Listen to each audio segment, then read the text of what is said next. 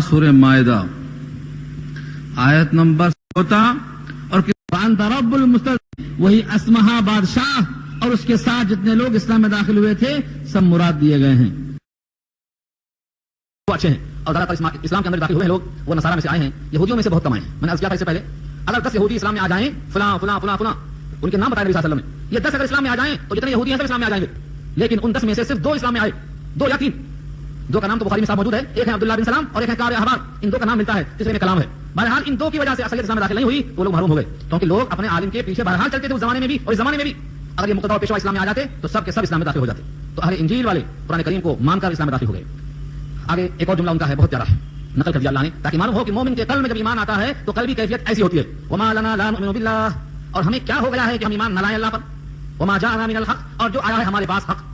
ونطمع, حالانکہ ہم طمع رکھتے ہیں, طمع کے معنی لالچ, امید, ان يدخلنا ربنا, کہ ہم کو داخل کر دے ہمارا پروردگار مع القوم الصالحین, صالح قوم کے ساتھ. یہ صالحین کیا ہے؟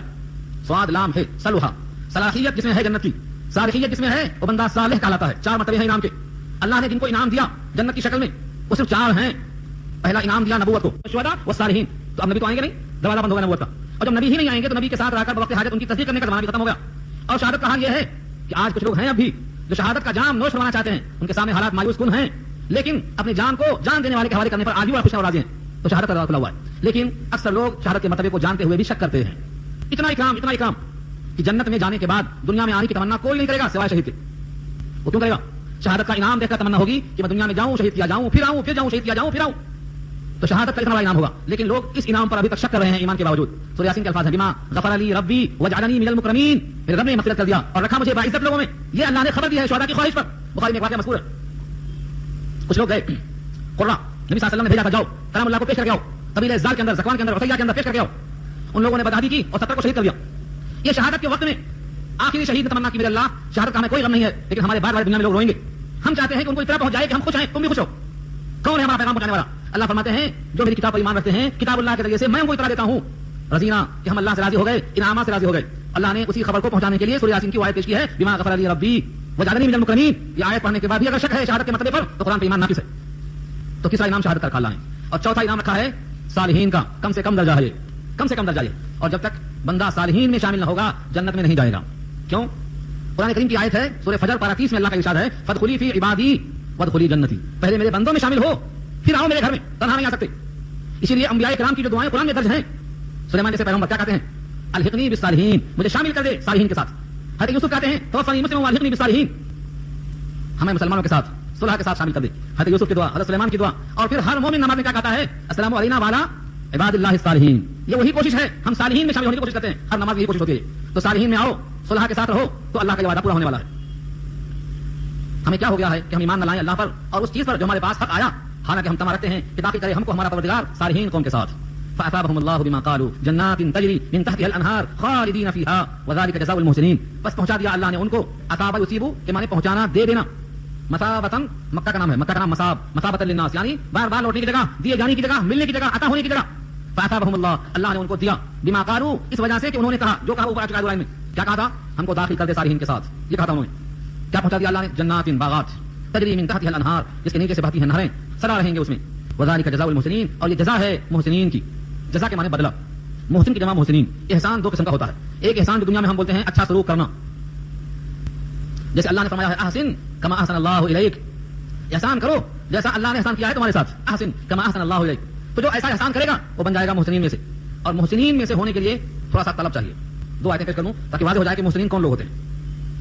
ایک تو سورہ قصص پارہ 20 کی آیت ہے, حضرت موسیٰ علیہ السلام نے قارون کو سمجھایا تھا, ان قارون کان من قوم موسیٰ فبغى علیہم. یہ پوری آیت پڑھتے ہوئے آئیے, آیت نمبر 68 سے لے کر 72 تک 8 آیتوں میں پورا مضمون ملے گا آپ کو. اس میں ایک لفظ ہے وابتغ فیما آتاک اللہ الدار الآخرۃ ولا تنس نصیبک من الدنیا واحسن کما احسن اللہ الیک. کیا کہا؟ اللہ نے تم کو مال دیا ہے, اس مال میں سے اپنا حصہ آخرت میں لے جانا مت بھولو. یہاں سفر کرتے ہو, یہاں سے نظام باغ کا ٹفن لے کے جاتے ہو, اور یہاں سے عمرہ حج کرنے جاتے ہو تو بہت ریال لے کے جاتے ہو, اور جب اس دنیا سے منتقل ہو کر اس دنیا میں جاؤ گے تو یہاں سے وہاں کچھ لے کر نہیں جاؤ گے. ولا تنس نصیبک من الدنیا, دنیا میں سے اپنا حصہ مت بھولو جو تم کو لے کر جانا ہے اس کائنات میں. کیسے لے کر جاؤ گے؟ یہ روپیہ وہاں نہیں چلتا, ریال کی شکل میں جانا ہے. فرمایا صدقہ ہے, یہ بدل کر وہاں پہنچتا ہے. مہمان نوازی ہے, قرآن کریم کی اشاعت ہے, یتیموں کے ساتھ حسن سلوک ہے, بیواؤں کے ساتھ دلداری ہے, یہ سب وہاں پہنچنے والا ہے. اپنا حصہ مت بھولو, آگے کا ٹکڑا بھولنا ہے مجھے. وابتغ فیما آتاک اللہ الدار الآخرۃ ولا تنس نصیبک من الدنیا واحسن کما احسن اللہ الیک. اور جیسا تیرے ساتھ اللہ نے مال دے کر دولت دے کر عزت دے کر احسان کیا ہے تو بھی بندوں کے ساتھ ایسا ہی سلوک کر کے احسان کرو مہربانی تمہارے زمین پر خدا مہربان ہوگا عرش بری پر. سنتے ہیں اسی کا ترجمہ ہے احسن احسان کرو. تو یہ تو ہے حسن سلوک کے معنی میں. ایک معنی یہاں یہ ہے محسنین. اللہ فرماتے ہیں لا یضیع اجر المحسنین. اللہ اجر ضائع نہیں کرتا محسنین کا. لیکن یہ معاملات میں ہے, یہ مال میں ہے, حقوق میں ہے.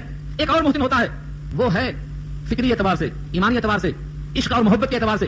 اس محسن کو پھر پہچانو. وہ درجہ حاصل کرنے کے لیے بڑی تمنا, بڑی طلب ہونا پڑتی ہے اس کے لیے. کیا ہے وہ طلب؟ جبریل آئے اور جبریل نے پوچھا, بشکل انسان نبی کے پاس آئے اور کئی سوال کیے, مل ایمان و مل احسان. ان میں سے ایک سوال تھا مل احسان. احسان کیا ہے؟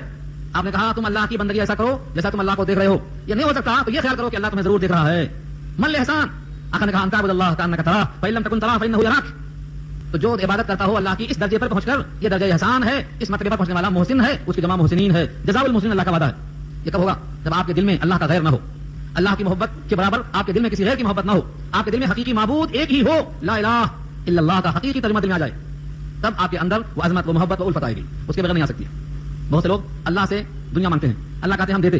ہمارے پاس دونوں ہے, ان لنا للآخرۃ والاولی. آخرت اولا دنیا دونوں میرے پاس ہے, مانگو میں دینے کو تیار ہوں. لیکن بہت کمزور چیز کو تم نے مانگا ہے, جو ہم نے خود دے دیا ہے اسے تم نے مانگا ہے. ہم سے ہماری رضا مانگو, جس کے ہم ہو جائیں گے اس کے واسطے کوئی غم نہیں ہوگا. اللہ سے اللہ کو مانگو. اس واسطے کہا ہے سفیان نے, ہم تم کو تمہیں سے مانگتے ہیں. جب تک بندہ اللہ کی رضا اور اللہ کا قرب اور اللہ کی محبت اور اللہ کی عظمت نہیں مانگے گا. یہ فانی چیزیں کیا ہے؟ روپیہ ہے, دولت ہے, جائیداد ہے, منصب ہے, یہ سب فانی ہے. ان کا تمام صلہ بھی فانی ہے. دنیا پوری آنی جانی ہے, یہاں کی ہر چیز فانی ہے. اللہ سے کچھ مانگنا ہے, جو چاہے مانگ سکتے ہو, آپ کو اختیار ہے. جیسے ایک بچہ اپنے باپ سے سب کچھ مانگ سکتا ہے, لیکن ہوشیار بچہ اچھی چیزیں مانگتا ہے. آقا فرماتے ہیں اللہ سے اللہ کو مانگو. محمد استمی خواہم خدا را, محمد استمی خواہم خدا را, خدایا استو عشق مصطفی را. اس کا ترجمہ سمجھ آ جائے تو وزن آ جائیں گے آپ. ایک شاعر اپنے مجذوب ہونے کے ساتھ ساتھ عشق مصطفی میں ڈوبا ہوا ہے اور مخاطب کرتا ہے محمد استمی خواہم خدا را, آپ سے میں خدا کو مانگتا ہوں. اور خدا سے کہتا ہے خدایا استو عشق مصطفی را, اے اللہ میں آپ سے محمد کا عشق مانگتا ہوں. تو جو جس سے مانگنا ہے اسے وہ چیز مانگی جاتی ہے. عشق میں ڈوبا ہوا. ترجمہ شیخ الہند کے مقدمے میں پہلے شعر میں لکھا ہوا ہے تم, اور یہ شاعر اس کے آپ چاہتے پڑھ لیجیے اس کو. ترجمہ شیخ الہند کا جو پہلا شعر یہی شعر ہے. تو اللہ کے بندے اللہ سے کیا مانگتے ہیں؟ درجہ احسان مانگتے ہیں. اللہ مجھے درجہ احسان عطا کر, تیری بندگی ایسا کروں کہ تیرے سوا غیر سامنے نہ آئے, تیری محبت ایسی رکھوں کہ اس محبت میں کسی کو شریک نہ رکھوں, تیری عظمت, تیرا جلال, تیری کبریائی, تیری عظمت ایسا محیط ہو جائے کہ تیرے غیر کی حیبت سے نکل جائے, تیرا ڈر اتنا دل میں بیٹھ جائے کہ غیر اللہ کا خوف سے نکل جائے. جو اللہ سے ڈرتا ہے وہ اللہ کے غیر سے نہیں ڈرتا ہے. آپ کو معلوم ہے حجاج نے حضرت جبیر بن مطعم کو قتل کر دیا. اتنا خون نکلا کہ اس خون کو دیکھ کر یہ ڈر گیا, اور اسی ڈرنے کے بعد بیمار پڑ گیا, اسی سے موت واقع ہو گئی اس کی. اکابر نے لکھا ہے کہ جبیر بن مطعم میں موت کا خوف نہیں تھا. کیوں خوف نہیں تھا؟ کہ وہ حق پر تھے, اس کو باتیں سمجھتے تھے. اس کا ایک جواب دیا, ٹوٹی جواب دیا. افسوس یہ ہے کہ لائن بدل جائے گی. انہوں نے آپ کو کہ اس نے کیا سوال کیا, انہوں نے کیا جواب دیا. سعید سے پوچھتا ہے حجاج, تیرا نام سعید کس نے رکھا؟ تو شقی ہے, بدبخت ہے. انہوں نے کہا میری ماں نے میرا نام سعید رکھا ہے, وہ مجھے تجھ سے بہتر جانتی تھی. تجھے کس طرح قتل کروں؟ کہا کس طرح خود کے لیے قتل ہونا پسند کرتے ہو. کہا اس کا منہ قبلے کی طرف سے پلٹا دو, پیچھے کر دو. انہوں نے کہا اینما تولوا, کدھر بھی منہ کر دو, اللہ ہی اللہ. انہوں نے کہا اس کا منہ زمین پہ رگڑ دو. زمین کو اس کے ناک کو رگڑتے ہوئے جب ناک رگڑ گئی تو کہا منھا خلقناکم وفیھا نعیدکم ومنھا نخرجکم تارۃ اخری. تو ہر جملے میں کلام اللہ کا بے خوف ہوتا ہے ایمان والا. موت سے کا غم جو آنے کی ہے, موت تو ہر حال آنے والی ہے. جس نے ماں کے پیٹ کو دیکھا ہے, قبر کا پیٹ دیکھنا پڑے گا, اور جہنم پر سے گزرتے ہوئے جنت میں جانا پڑے گا. جنت ہی نہیں ہے, جنت پہنچنے کے لیے موت کا پل پار کرنا پڑے گا, اور جہنم کے اوپر سے گزرنا پڑے گا. اس کا نام پرساد رکھا ہے اللہ نے. مومن کو اس کا خوف نہیں ہے, وہ منزل سامنے آئی تو ہر کوشش آسان کر لیتا ہے. تو حجاج کا واقعہ پڑھو. خلاصہ کلام یہ ہوا کہ اللہ سے جب مانگو تو درجہ احسان مانگو, اللہ کا قرب مانگو, ایسی بندگی عطا کر جو تجھ کو پسند آ جائے.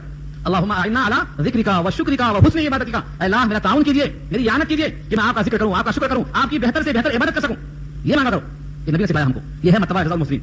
اس کے بھی مقابل والذین کفروا وکذبوا بآیاتنا, اور جنہوں نے کفر کیا اور تکذیب کیا ہماری آیتوں کی, جھٹلا کیا ہماری آیتوں کو, اولئک اصحاب الجحیم, یہ دوزخ والے ہیں. جحیم جہنم کے کئی نام ہیں, ان میں سے ایک نام یہاں جحیم کہا گیا ہے, اصحاب الجحیم. اب سوچتے ہوں گے علت کیا ہے. کہیں اس کا نام ہے جحیم, کہیں اس کا نام ہے سقر. تو سقر کیوں کہا, جحیم کیوں کہا؟ آپ کو صحیح مزہ کب آئے گا جب عربی فارسی سیکھیں. آپ ابھی خالصہ پڑھ رہے تھے, دل میں چل رہا تھا. قاری کو اس کے الفاظ سے سب مزہ لیتے ہیں, لیکن حقیقی مزہ اس وقت آتا ہے جب وہ کلام کو آپ سمجھ رہے ہوں. تب معلوم ہوتا ہے کہ کہاں پر زور ہو رہا ہے, کہاں اللہ کا جلال دکھائی دے رہا ہے. تو کلام اللہ کی عظمت کو جاننے کے لیے اس لغت سے آشنا ہونا پڑے گا. اللہ کے نبی کی زبان عربی تھی, پہلے دن سے وفات کے دن تک عربی میں کلام کیا ہے. سنت سمجھ کر چند جملے بول لیا کرو, نبی کی سنت پر چلنے کا ثواب ملے گا. اور جنت جانے کا یقین تو ہے ایمان کے بلبوتے پر, اللہ کے فضل و کرم سے. تو جنت والوں کی زبان عربی ہوگی. لوگ سعودی جاتے ہیں, ریال کمانے تو عربی سیکھتے ہیں. کیوں؟ عربی لوگ بولتے ہیں. مگر سعودی تک جانا یہ 100 سال کا منصوبہ ہے, بلکہ 80 سال کا ہے, اور ٹکر ہو گئی تو 50 سال کا ہے. کدھر اللہ کے پاس جانے کا بڑا منصوبہ, جنت کا مقام. وہاں سب کی زبان جنت میں عربی کی ہوگی. آپ وہاں ہندی تیلگو انگریزی نہیں بول سکیں گے, انشاءاللہ جنت زبان عربی ہوگی. تو عربی سیکھو وہاں جانے کی نیت سے. یہاں وہاں کے لیے کیا کریں گے آپ؟ رزاق نے جو رزق دیا ہے ماں کے پیٹ میں, وہ ٹلنے والا نہیں ہے. اس میں سے ایک روٹی اور ایک بوٹی کم نہیں ہوگی. یہ یقین کرو اس بات کے اوپر. قسم کھایا اللہ نے, وفی السماء رزقکم وما توعدون فهو رب السماء والارض انه لحق مثل ما انکم تنطقون. قسم ہے اس پروردگار کی جو زمین و آسمان کا رب ہے. یہ حق ہے, یہ حق ہے. جس طرح تمہاری گفتگو زبان سے نکلتی ہے, حق ہے, یہ بھی حق ہے. رزق لکھا جا چکا. تو رزق کے لیے ہم ابھی سیکھیں, یہ رزق کے لیے لکھا جائے گا عمل نامے میں.